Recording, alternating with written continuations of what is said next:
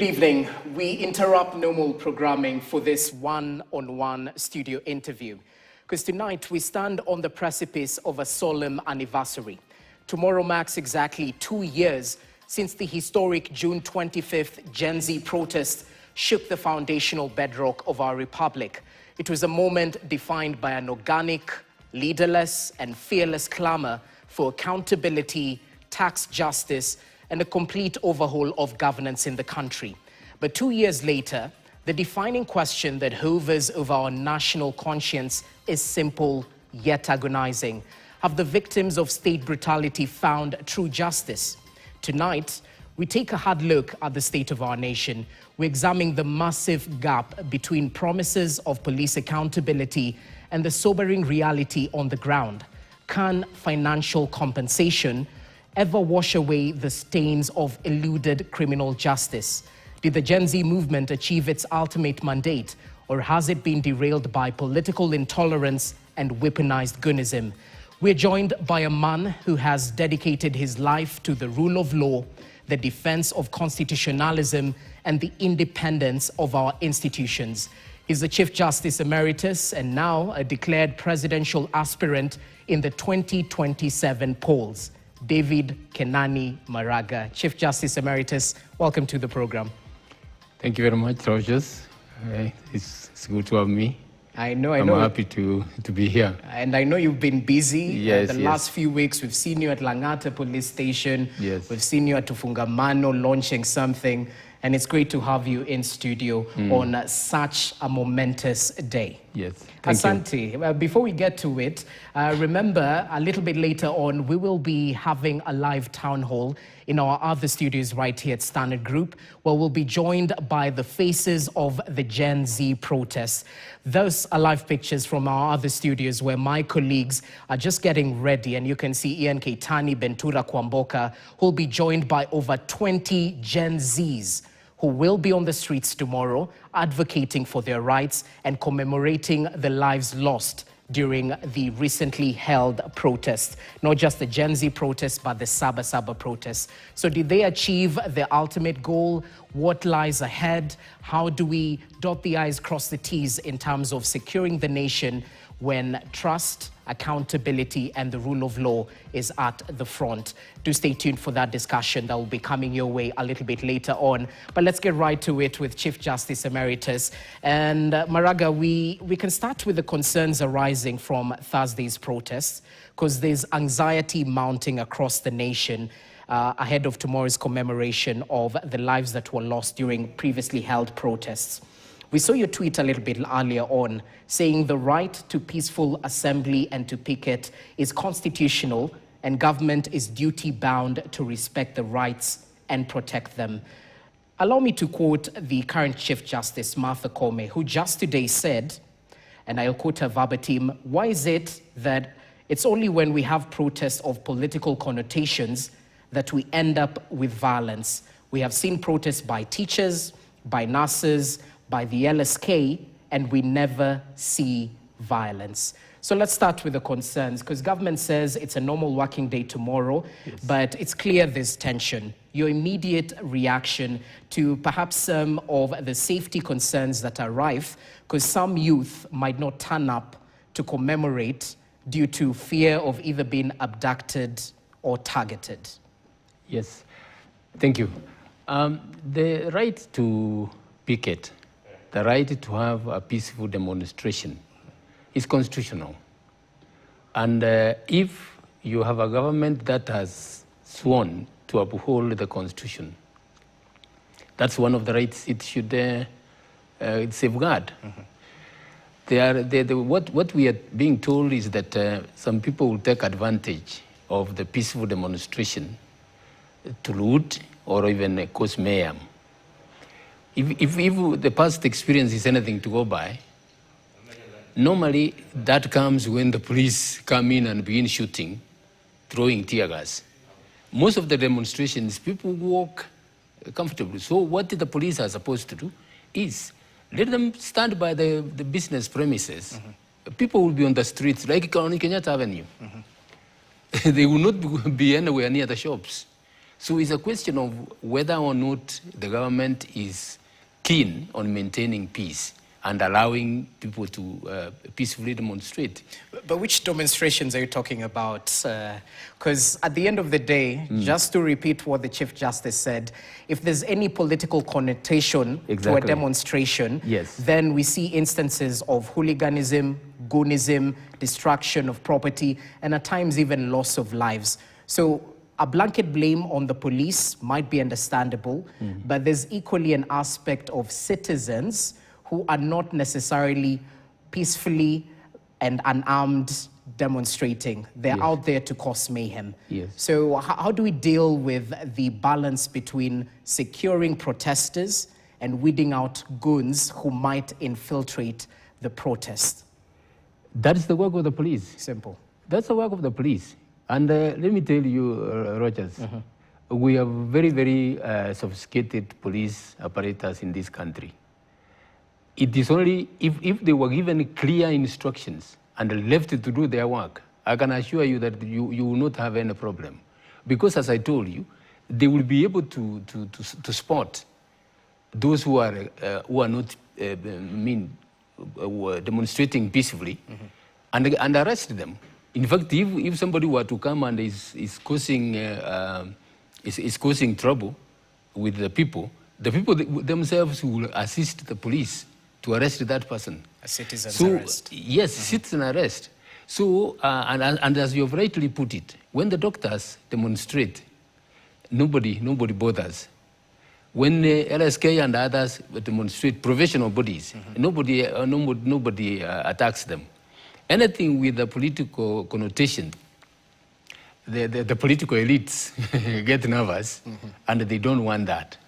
They simply don't want that. Okay, I'm tempted to ask if you're a member of the political elite, but since you'll be on the streets tomorrow, in solidarity with the youthful population of this country, what exactly is the aim of tomorrow's planned protests? And equally, from where you sit, did the June 25th, 2024 protests achieve its intended goals? No. The demonstration didn't achieve the intended goals. You know the promises the president gave, which he never fulfilled. You remember even earlier before the 2024, he had himself vowed that extrajudicial killings will be a thing of the past. And soon after that is when we had this over 60 of our youths killed. And to the best of my knowledge, it's only like 3 cases of those that some people have been charged in court. The others have not. So that is the kind of thing that is there. But then the youths and the families of those who suffered injury and who lost loved ones, we are being told that they're being compensated. No amount of money can bring back a life. No amount of money can bring back a life. And until criminal justice process is followed, and those who were involved, action is taken against them, there will be no justice. It is not only for the families who lost loved ones, it is for the entire nation. I mean, that time it was somebody else. Tomorrow it could be you, it could be me. So the whole country is interested in having justice done to those who were killed, those who were maimed, and stern action taken with a view to making sure that this thing doesn't recur.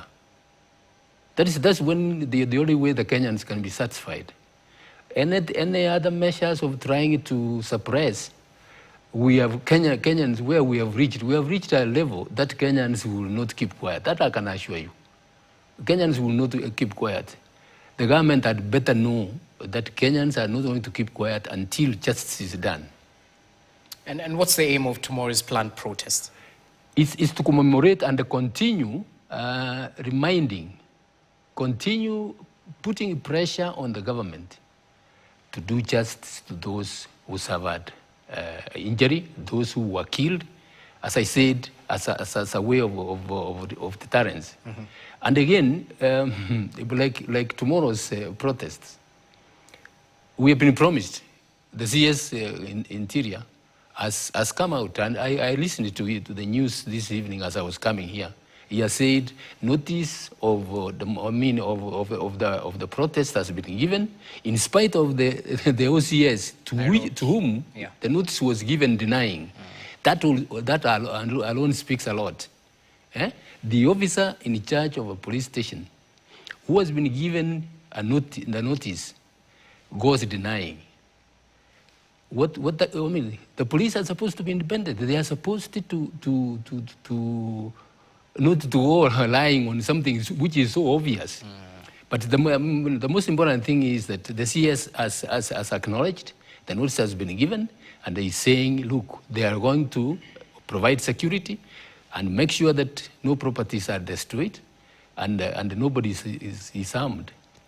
Okay, since we're speaking about what the CS Interior said, and we want to talk about political intolerance and the culture of goonism, let's just hear a soundbite from what the CS for Interior, Kipchumba Murkomen, had to say a little bit earlier on when he was updating the country on the security arrangements that have been made ahead of tomorrow's protest. Let's listen in to what he had to say briefly.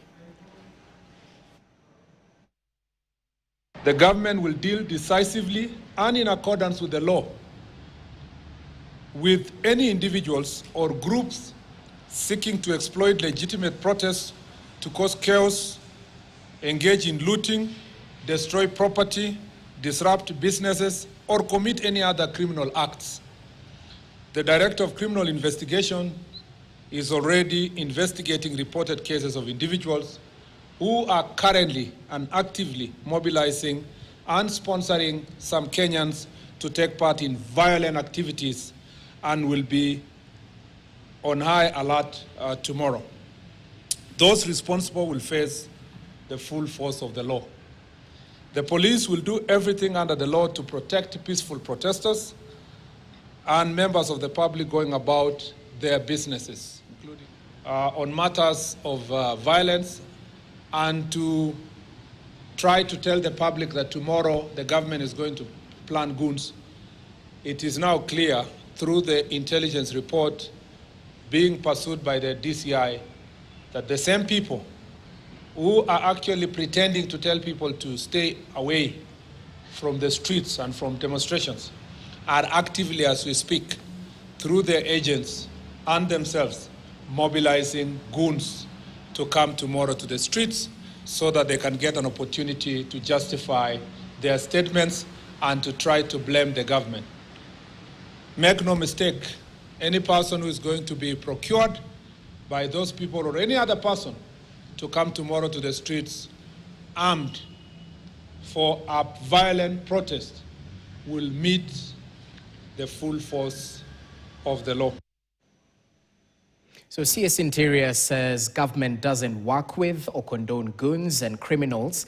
And he added that those who are crying foul, I assume he was referring to opposition members, are the ones who are mobilizing goons. Because just yesterday we heard from DCP leader Rigathi Gachagua, who called on youth to shelve the June 25th protest, citing plans by government of excessive police force and goon infiltration. Well, what do you make of the blame game and perhaps the shifting of goalposts?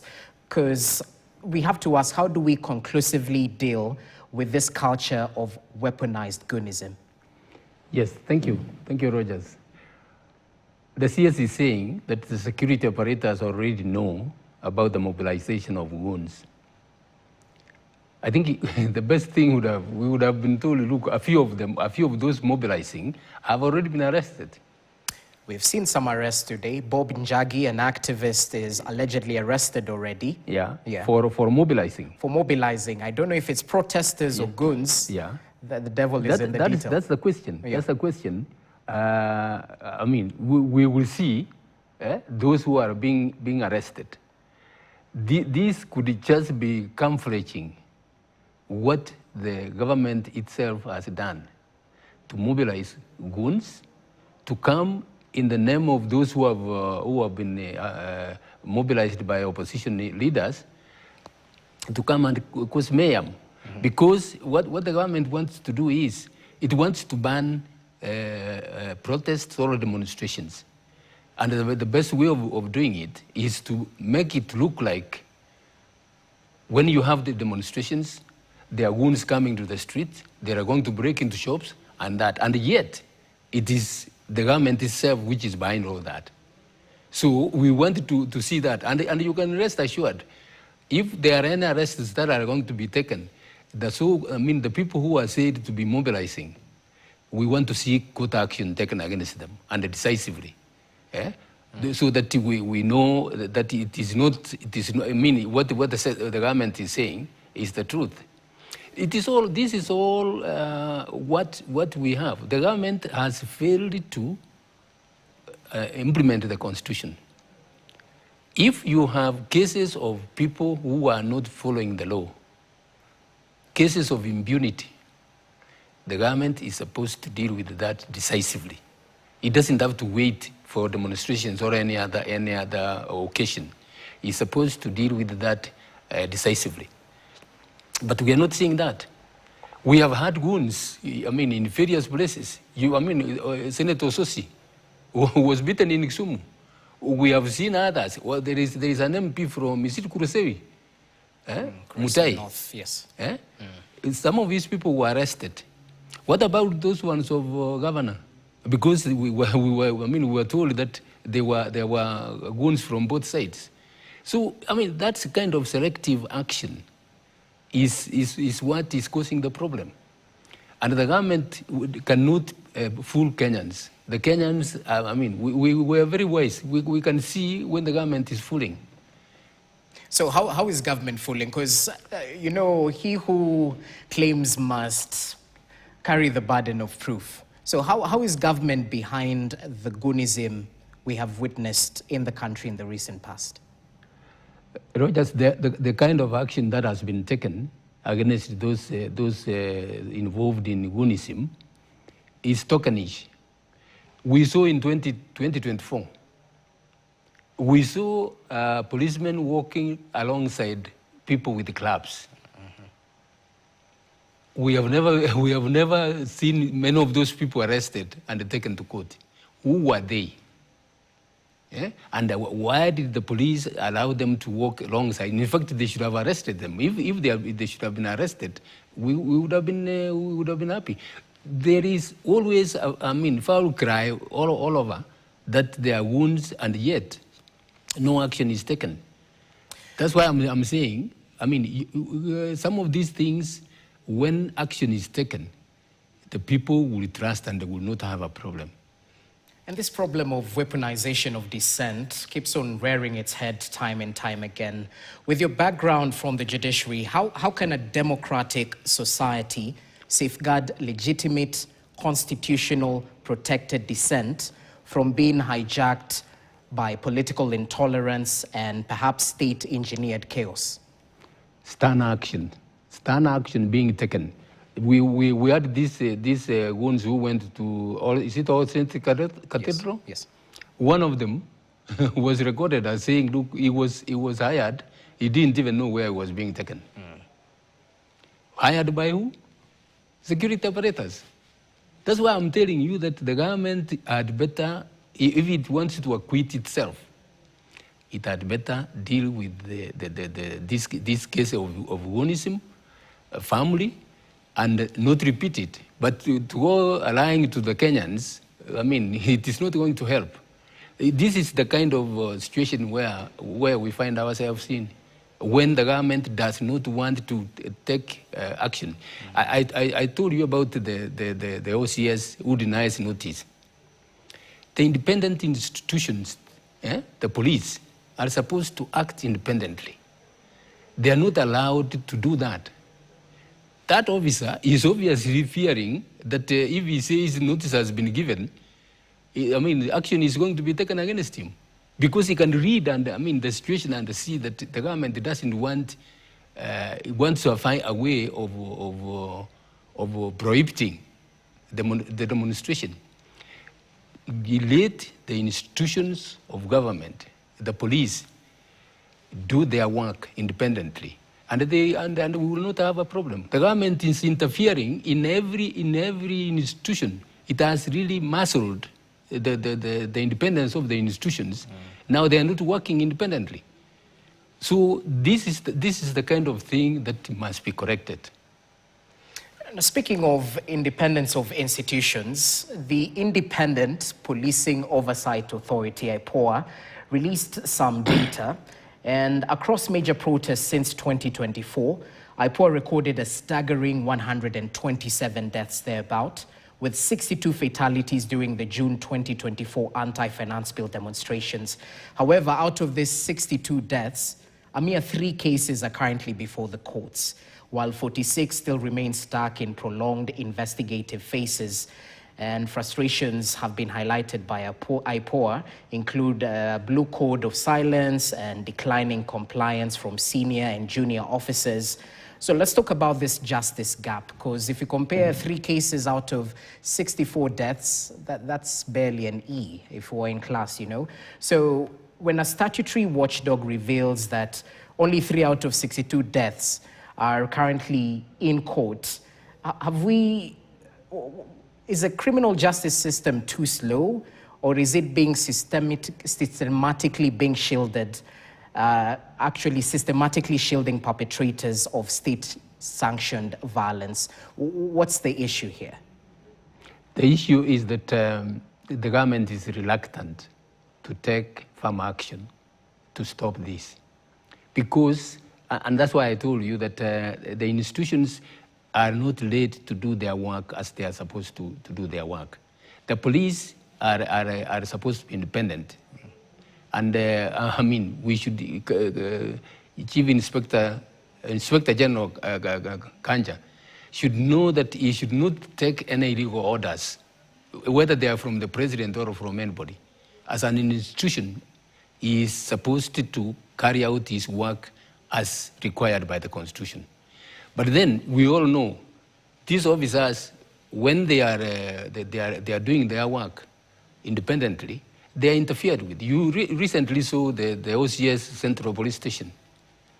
Eh? he was, if it were not for the Law Society, which came to his aid, that man would have now been already sacked or suspended and facing court action. Eh? And yet, if you go into the details, this poor officer was doing his work as he's supposed to do. But then the political class does not want to do that. And that is across the board. That is across the board, and those are among the things I would want to correct, so that we let institutions run the way they are supposed to run. Eh? You have a lot of interference from State House. People talk here and say, look, we can't do that. I mean, there are calls coming from above, and we are being interfered with, and you can see it. Eh? Some things which are so obvious, you find somebody doesn't want to act. When you ask him, he doesn't want to give you an answer. You know clearly that this guy is fearful of some action that is going to be taken against him. And that is not in isolated cases. It is literally all around. Eh? It is in schools, it is in universities. I mean, the institutions have completely been muscled. Okay, so it seems the journey to accountability might be long, especially if this independence is not sorted out sooner rather than later. Let's talk about police conduct briefly, because public order and human rights are not mutually exclusive. They go hand in hand. Not too long ago, I think it was in 2023, you led a task force on police and prison welfare and reforms. You were tasked with addressing systemic challenges in security services, and you recommended reforms, which according to the PS Interior, I think it was in March this year, he said implementation has reached 55%.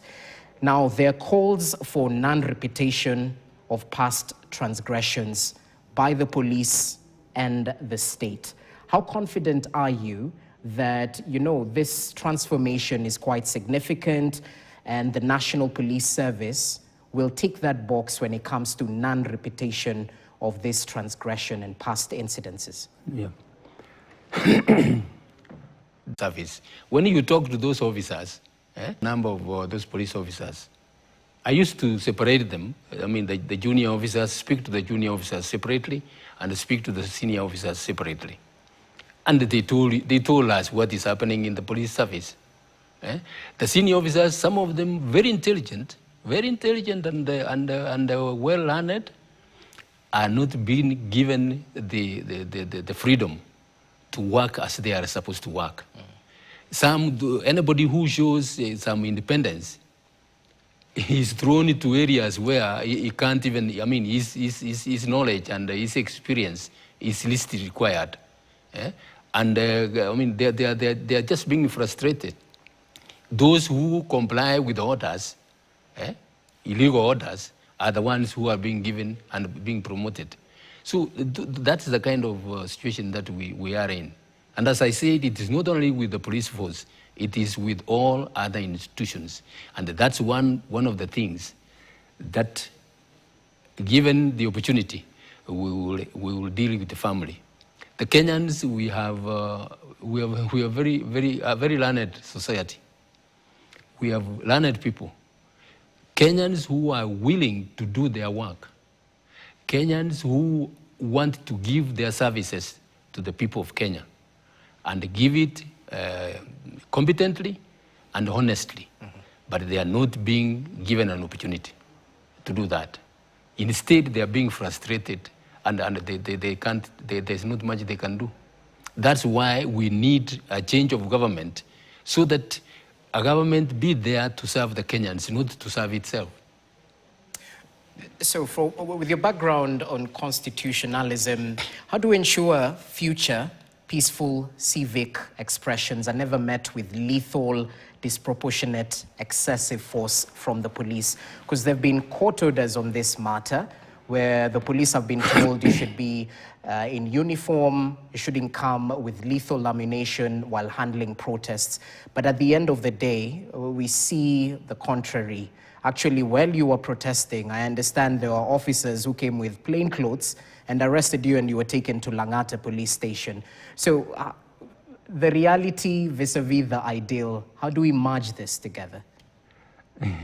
Rogers, the solution to all this is to get this government out. Get a government which is accountable to the people.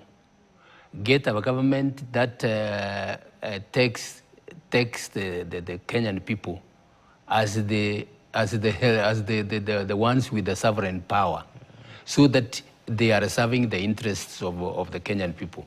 You have rightly said, when we were walking, it was a march actually. We had police from Langata police station, assisting us. Yes. In fact, clearing, controlling traffic. Then all of a sudden, others come in civilian clothes. They are throwing tear gas, and all of a sudden we are arrested. When we are arrested and taken to Langata police station, you should have been there. It was an interesting scenario. The police officers in Langata police station knew nothing about that arrest. We were taken there, and they are being told, look, release the CJ or do what you want to do with him. They said, look, this is not our what. So where were those officers from exactly? They were from higher office, from the regional office. The instructions came from regional office. Yeah. So you can see the kind of the situation. Here you have Langata police station manning a given area. Yes. And within its jurisdiction, it has cleared us to march. In fact, we had seedlings which we were going to take to the director of wildlife. And then, all of a sudden, orders are coming from elsewhere. These police officers who were assisting us are themselves tear gassed. You can see the kind of confusion that there is. Anyway, command responsibility should be implemented. Yeah. But at the end of the day, I know you've mentioned that compensation without justice is a farce. But I was just reading the latest from the panel of experts on compensation of victims of human rights violations, including from demonstrations and public protests. They said they have verified 348 victims who are to receive compensation in the first phase through a total disbursement of 448,700,000. So reparations to verified victims in the period from 2013 to 2025 should be ongoing. But while families desperately need that support, because some have been affected in one way or the other, human rights defenders strongly argue that prioritizing these financial packages while criminal trials languish amounts to sort of buying out justice.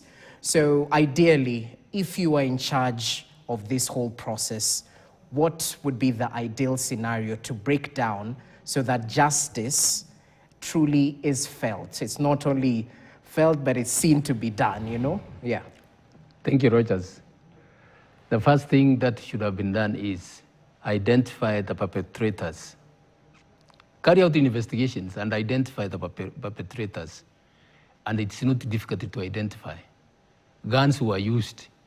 The police know who used the guns, who shot bullets. Yeah?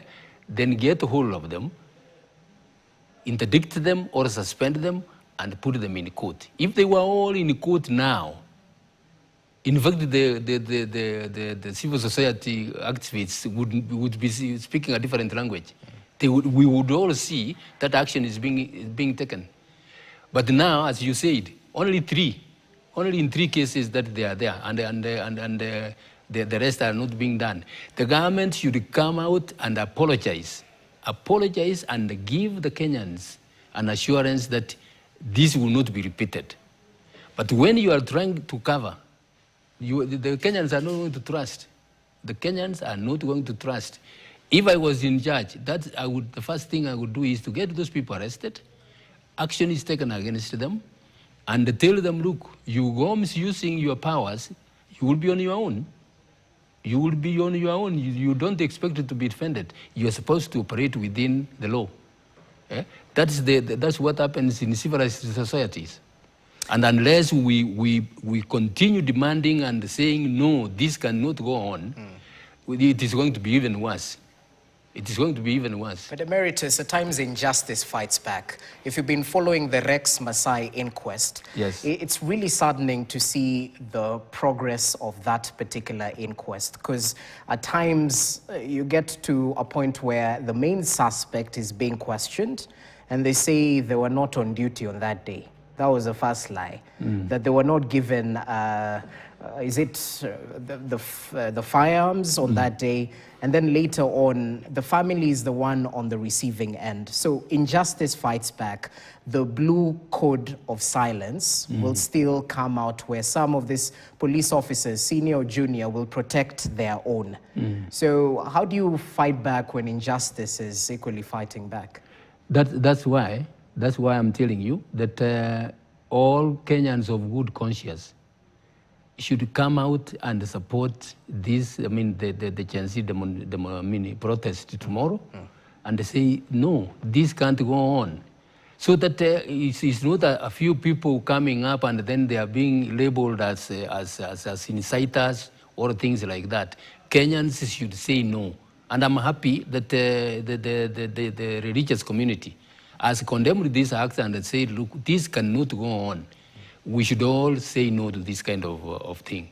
And Rogers, unless we do that, we will all suffer. We will all suffer. As I said, it is not only the families of those who were killed and injured. We are going all to suffer. Because the moment you keep quiet, the government has liberty now to do what it wants to do. And as I said, let this be known that Kenyans are not going to keep quiet until this is done. We must go back to the rule of law. Rule of law requires that action be taken. It doesn't matter who is involved. Action should be taken. And once action is taken, let me tell you, if you get 2-3 police officers and they are prosecuted, their colleagues will fear. They will know that the law is going to catch up with them and do the right thing. And that's what is supposed to be done. Interesting. So at the end of the day, Emeritus, the protest tomorrow, you'll be joining. What would be the most probable scenario where at the end of the day, you would feel that justice has been served, that we have truly commemorated these victims? Would you be presenting petitions? Would you be holding prayers at some of these sites where some of the lives were lost? What exactly will be an ideal scenario if the police don't interfere and goonism doesn't reign large? We are joining the families of those who are bereaved, okay, and those who were injured. There are spots where some of those were shot, where some of those were injured, and the families themselves want to come with flowers. If Murkomen lives by his word, we want to see a peaceful demonstration. Those people are allowed to lay their flowers, and we will be there supporting them to lay flowers so that they know that they are not alone. We have not left them. Kenyans have not thrown them away and left them on their own. And then it ends well.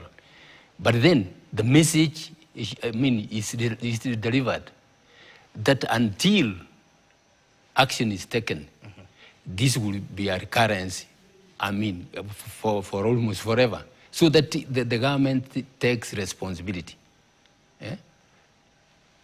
And what about the demands? We've seen a demand for a public apology, perhaps a monument to remember the lives that were lost. Are some of these demands realistic? Can they be implemented within the short time frame that Kenya Kwanza administration still has before the next general election?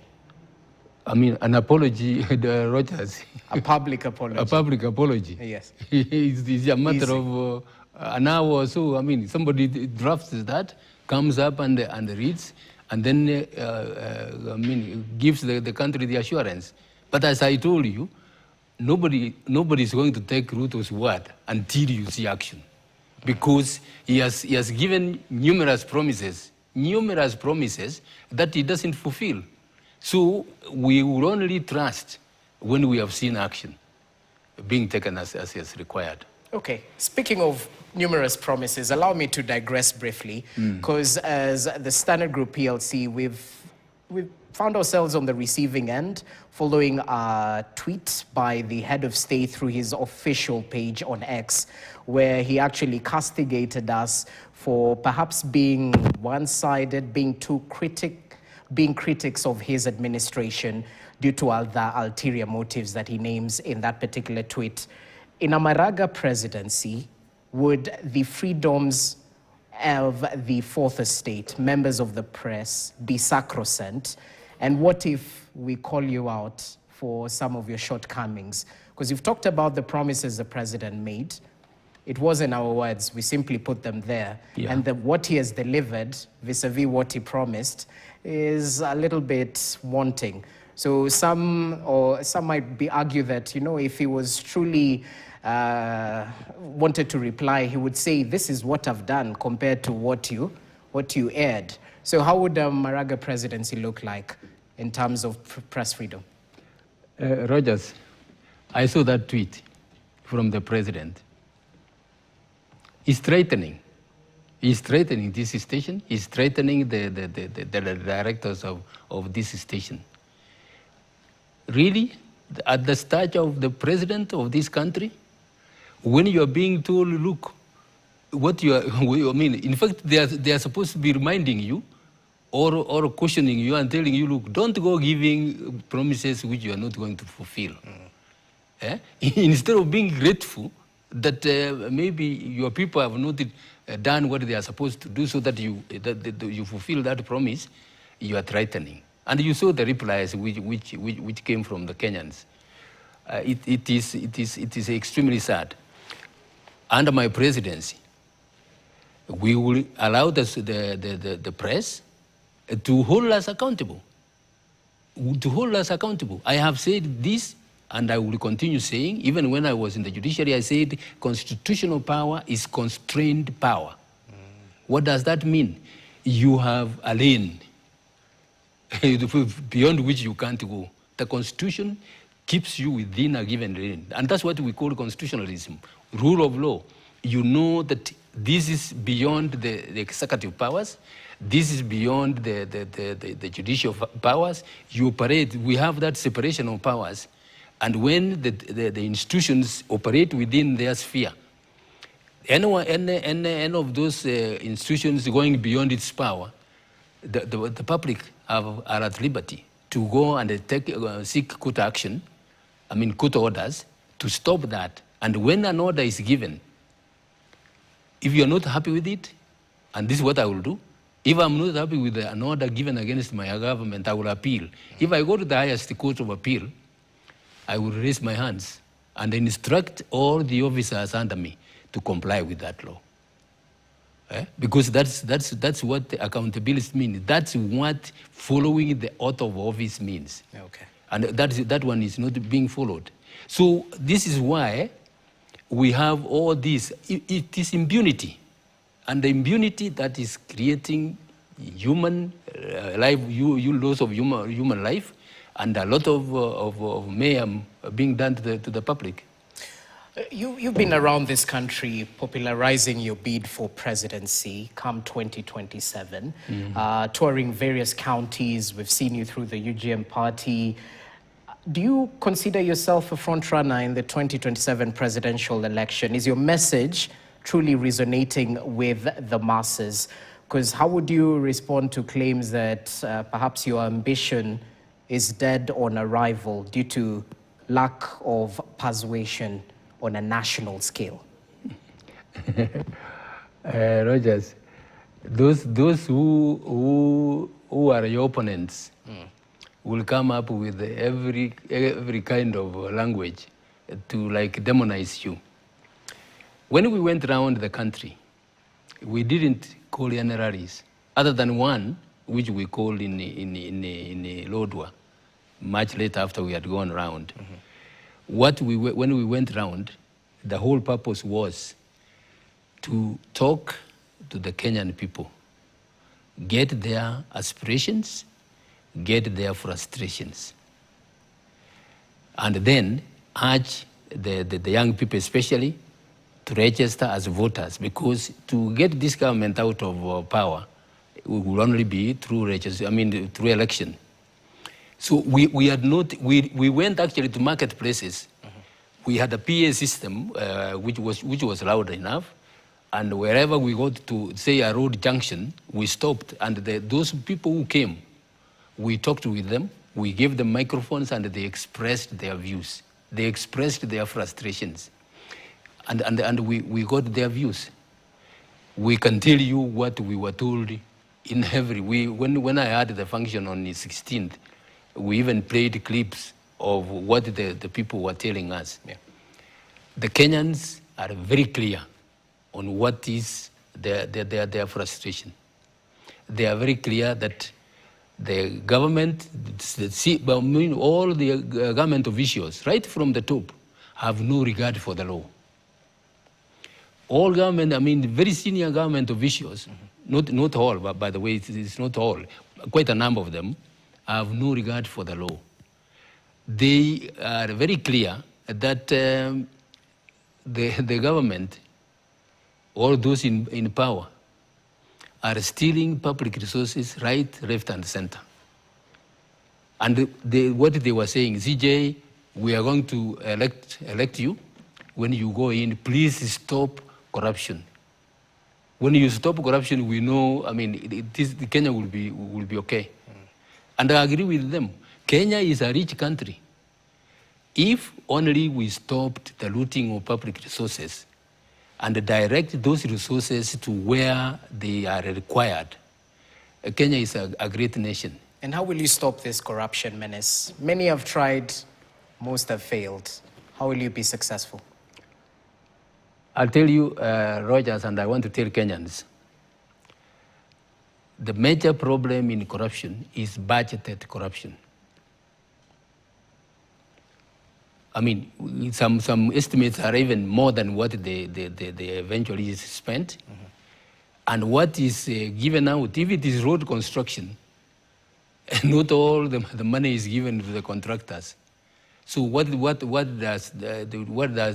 ends up is a short job done because the contractor wants to make a little money. They are sharing.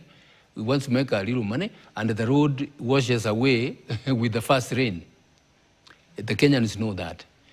Because the budget, for example, for healthcare, there are no drugs in hospitals. There are no drugs in hospitals. And Kenyans are going to the hospital. They are being told, look, this one has not been approved by SHA, and you can't be treated. Or if you are treated, you are given a prescription and you are told, go and buy the medication. And yet, there is a budget, Ministry of Health budget that has been given. The same with education. You know now, the education has now become, I don't know, it's almost a scandal. The capitation is not being given to schools. And yet, the head teachers are supposed to feed those children and to provide them with the facilities that they require so that they can engage in their studies. Okay. So with that, the Kenyans are very clear. If we stop the corruption, these services will be given. And I can assure you, if we stop that and the Kenyans see that the little you have collected, you have utilized it for the purpose it is required, they will be quite happy. They will not have a problem with you. So you'll put an end to budgeted corruption? We will put an end to budgeted corruption and make sure, if it's accounting officers, they will have to account for every penny which has been sent to, has been given to their ministry or department. Once you do that, they will know. You know, when you have the head of state himself coming up with schemes that are dubious, that tells you there is no political will. If anything, in fact, the whole machinery is there to steal from the public coffers. You have is it e-citizen? A digital platform that is supposed to collect funds and offer government services. Yes. Efficiently. Yeah. That's you find leakages there. You know what has happened with SHA? We started with 11 billion being admitted by the CS Health. 11 billion has been taken. Then they came to 51. They came, I don't know to how much. Forget about the procurement process itself. That started it. Okay. Then now you come to contracts that are being given. Rogers, Kenyans are not fools. They can see all this, and they have seen it. And for me, it will be a miracle if Ruto were to win, unless he steals, he rigs. Because the Kenyans are so mad, they don't want to have him go on. Okay, Emeritus, let's conclude this discussion, because there are skeptics out there who might ask if a regime change will bring about real change and development in the country, or it's simply what we've seen before. It's our turn to eat mentality. Because just today, the IEBC released its election operations plan ahead of the elections that are set to be held on Tuesday, August 10th next year. Yes. So, change we can believe in? Let me speak for myself. Rogers, I have served this country. The Kenyans know, at least those who have been around, know, have my record. I believe, I'm a Christian, and I believe when the Bible says that you should not eat if you don't work, that means you should not own anything you have not worked for. I have not taken anything I have not worked for. And I said it on 16th. And I challenge all the aspirants, the presidential aspirants especially, to come and declare their wealth and state how they acquired that wealth. I'm ready to give mine. Secondly, you know what my court action and how I have been firm in making sure that we follow the law. I want the Kenyans to gauge us on our past record and see whether we are going to comply. Okay. As you said, everybody will come and say, look, I will stop corruption, I will do this. But look at this record and see whether or not you want to stop that. What we have had in Kenya all along, Rogers, we are a constitutional democracy. But soon after independence, the Kenyan elite, the political elite, they will just come and tell you they are following the constitution. But what they came up with is an extractive system, a system where those who are in power control the economic and the political power.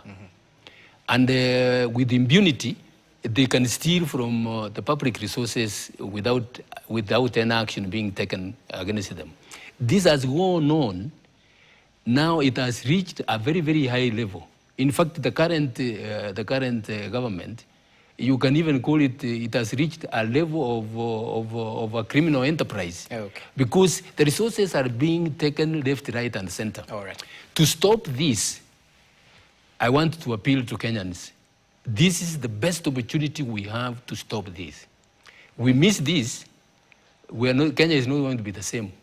Thank you. We miss this opportunity, Kenya is not going to be the same. Let us come together and vote. Don't look at whether Maraga comes from Kisii or comes from where.